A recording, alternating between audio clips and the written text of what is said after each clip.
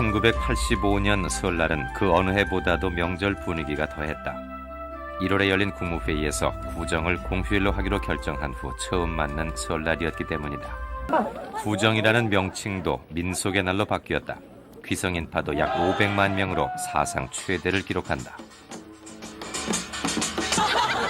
고향을 찾은 사람들의 넉넉한 표정에서 역시 설은 우리 민족의 가장 큰 명절임을 새삼 실감할 수 있다.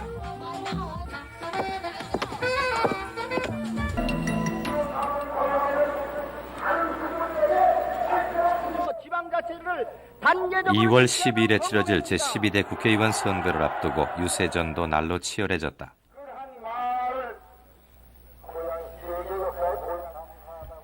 이에 앞서 1월 18일 해금 인사가 중심이 돼 창당한 신한민주당은 선명성을 강조하면서 기존 야당의 한계를 느끼고 있던 국민들 속에 지지 기반을 넓혀가고 있었다. 대한민국 정부 수립이네. 정치 1번지라고 불리는 종로구의 마지막 합동연설회에는 10만 인파가 몰려 총선에 대한 국민들의 관심을 여실히 입증했다.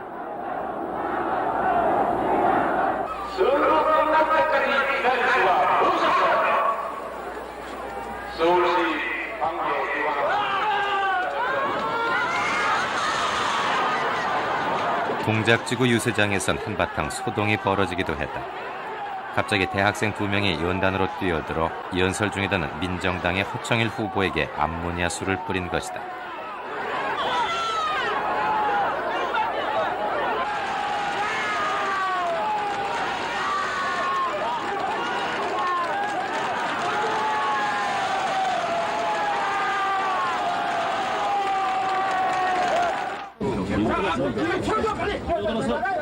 (82년) 미국으로 떠났었던 김대중 씨의 귀국은 신민당의 돌풍을 확산시키는데 한 몫을 했다.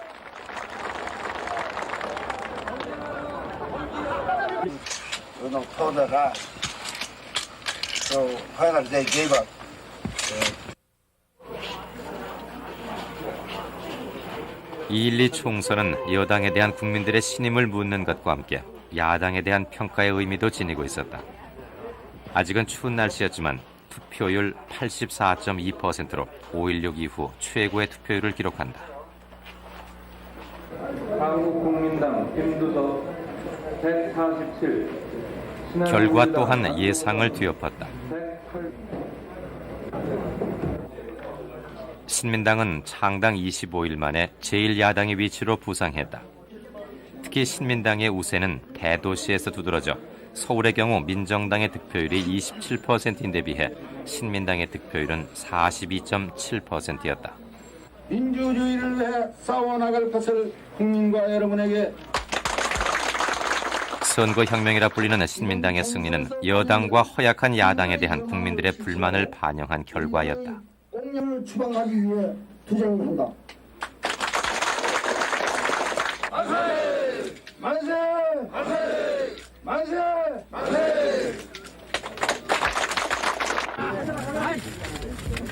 선거 후엔 해금 조치가 뒤따랐다. 전두환 대통령은 김대중, 김영삼, 김종필 씨 등 14명에 대한 정치활동 금지 조치를 해제했고 5.17 이후 5년여 만에 만난 김대중 씨와 김영삼 씨는 민주화를 위해 함께 노력할 것을 다짐한다.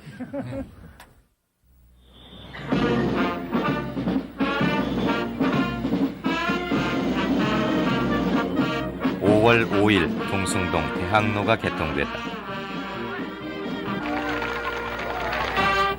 희화동과 이화동에 이르는 1km의 길은 매주 토요일과 일요일 차가 달리지 않은 문화의 거리로 호응을 얻었다. 차차 시간이 지나면서 문화가 향락적으로 흐른다는 지적도 받고 있지만 대학로는 이제 젊은이들 사이에 주말의 명소로 자리 잡고 있다.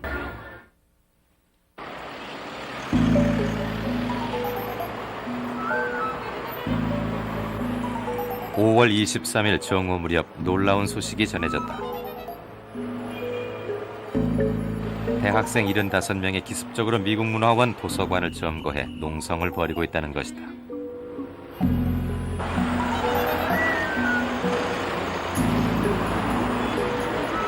농성 학생들은 미국은 광주 사태를 책임지고 공식 사과할 것과 한미 관계의 올바른 정립을 위해 노력할 것을 요구했다.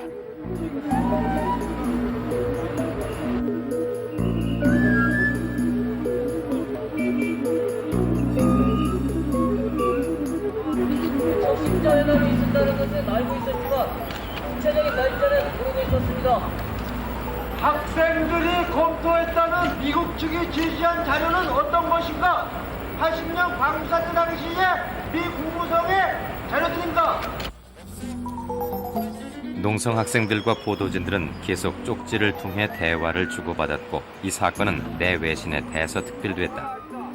학생들은 미국 대사와의 면담을 요구하고 나섰다. 그러나 이 요구는 받아들여지지 않았고 대신 미 대사관 참사관이 설득에 나섰지만 실패하고 만다.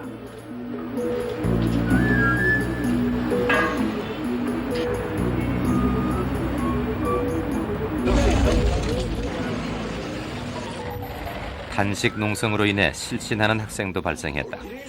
학생 대표는 쪽지 대화를 통해 의사를 불러줄 것을 요구해 앰뷸런스가 달려오기도 했다.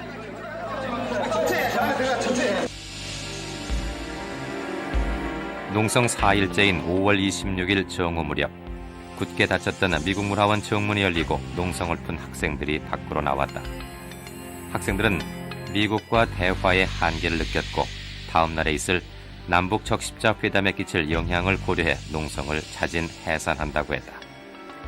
미국 문화원이라는 장소의 특성상 진압이 어려워 4일간이나 계속된 이 농성은 많은 사람들로 하여금 미국은 우리에게 무엇인가라는 물음을 갖게 했다.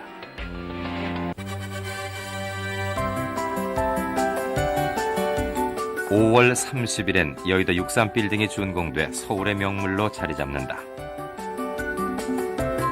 동양에서 가장 높은 빌딩을 구경하기 위해 몰려든 사람들은 대형 수족관 앞에서 떠날 줄 모르고 신기해했다.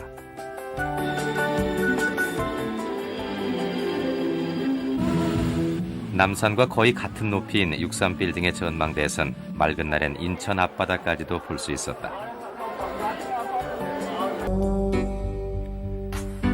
이해 여름엔 궤저병 공포가 전국을 휩쓸었다. 6월 29일 첫 환자가 발생한 후 20일 만에 12명의 환자가 발생해 7명이 사망했다. 이 공포의 병이 폐류나 생선류를 통해 감염된다는 사실이 알려지면서 생선 가게나 횟집엔 사람들의 발길이 끊겼다. 그러나 서늘한 바람이 불기 시작하고 더 이상 환자 발생 소식도 들리지 않자 궤저병 쇼크는 서서히 사라져갔다.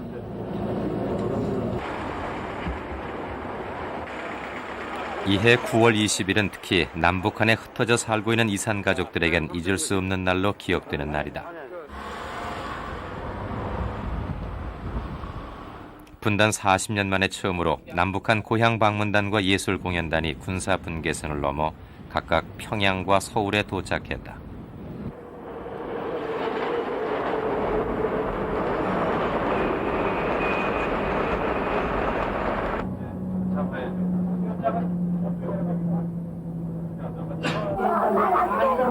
그리운 가족들과의 상봉은 눈물로 시작됐다.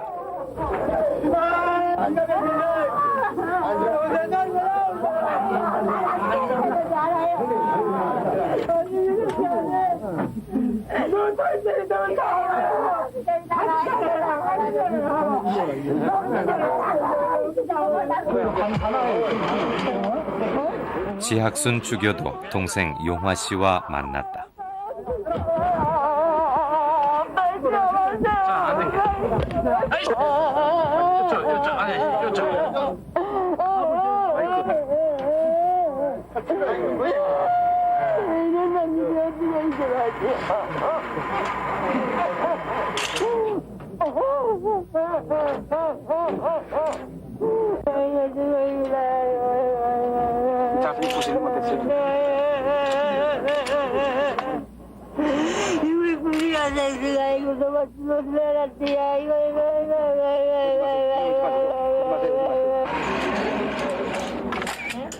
너무 오랜만의 만남이라서 사진을 보며 애써 기억을 되살리는 모습도 보였다.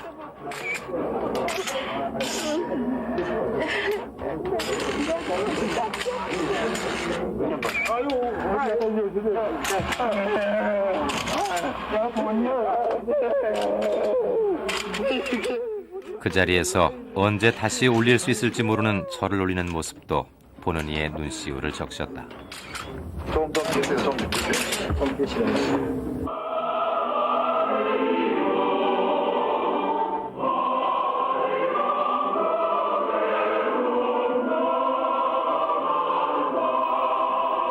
예술 공연단의 공연 또한 역사적인 무대였다.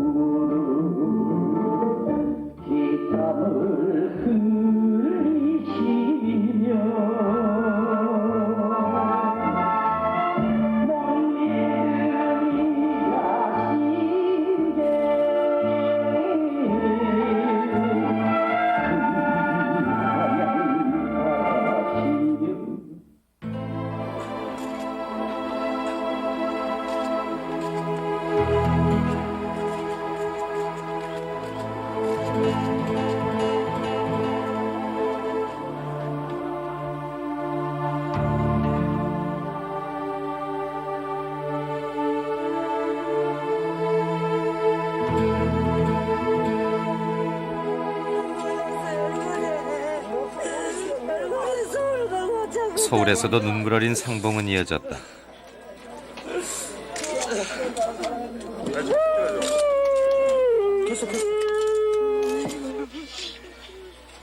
감격의 만남 뒤에는 더 큰 아픔이 뒤따랐다. 살아 또다시 볼 수 있을지 모를 기약 없는 이별이 모두를 아프게 했다.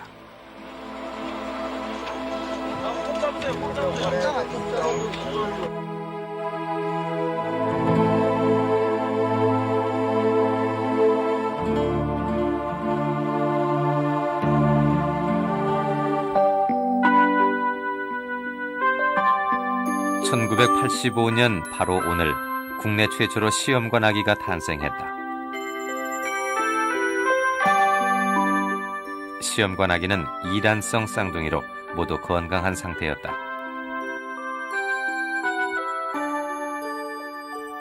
이 아이들이 태어나는 서울대학병원에선 이들의 100일 잔치를 열어주기도 했다.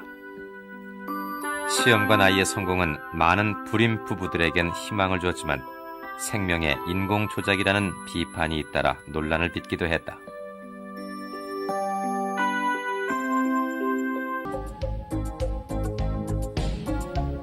(10월 18일엔) 서울의 강남과 강북을 X자로 관통하는 지하철 3, 4호선이 완전히 개통돼 본격적인 지하철 시대가 열렸다.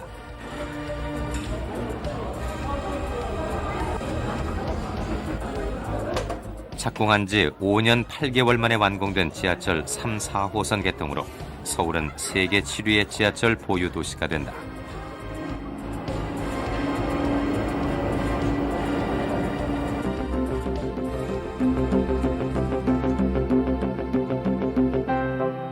일본의 기가 뒤에서 조광래 슛! 다시 왼쪽 최순호 잡았습니다. 좋은 기회 슛!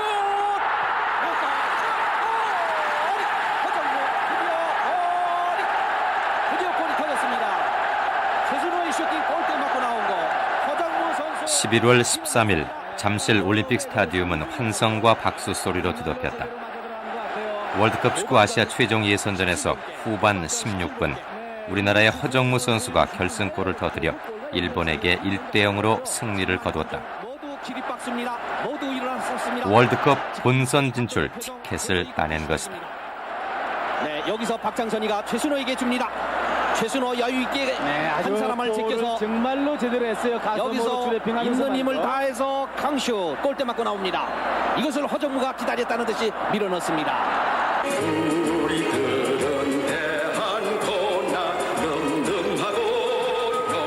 이날의 감격은 더욱 컸다.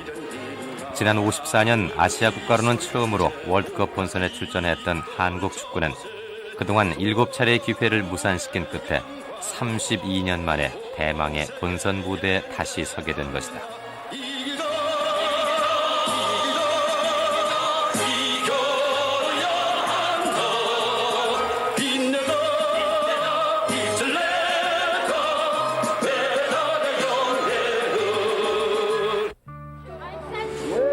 이해 연말 거리 곳곳에선 앨범을 사고 파는 모습들을 볼 수 있었다. 지난 10월 미국이 한국산 앨범에 무려 64%가 넘는 덤핑 판정을 내려 미국 수출길이 막힌 국내 앨범 생산업체가 도산 위기를 맞게 되자 국민들은 이들 돕기에 나서 60만 권의 앨범이 팔렸다. 선물로 주고받았던 앨범의 기억들이 남아있는 1985년 한 해도 그렇게 저물고 있었다.